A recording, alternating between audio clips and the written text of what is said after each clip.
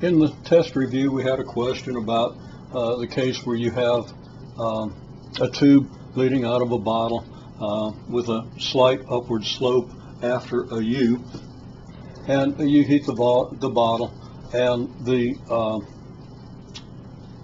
liquid in the tube moves from here to here. So we have delta X being the distance the liquid in the tube moves. Now, I'll make a note that if pressure is constant, that the pressure is constant if and only if the slope of the tube is 0.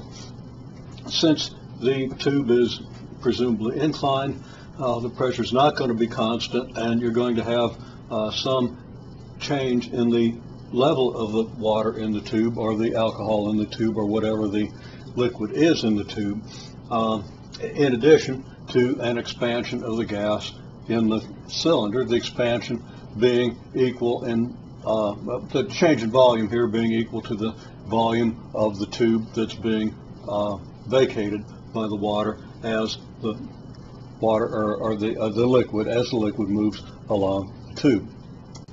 Now, typically there's going to be a volume change due to two things: the liquid moving along the tube and the thermal expansion of the bottle.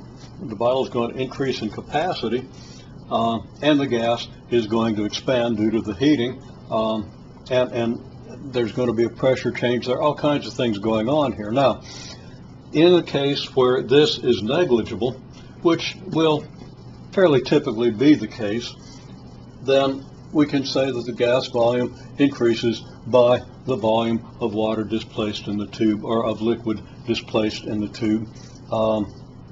And this being the change in the bottle volume, we're going to assume that that's negligible, so we're not going to include that. But in some cases, that's not negligible, and you do need to include it. Now, if the distance moved by the alcohol is delta X, then the volume displaced is cross-sectional area times delta X, where the cross-sectional area is that of the tube.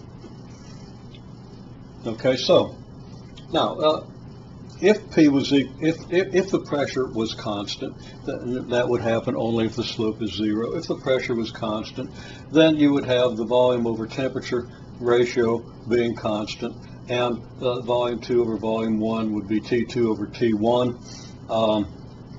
So that temperature 2 would be the V plus delta V over V1 times T, and that comes out in a fairly straightforward manner.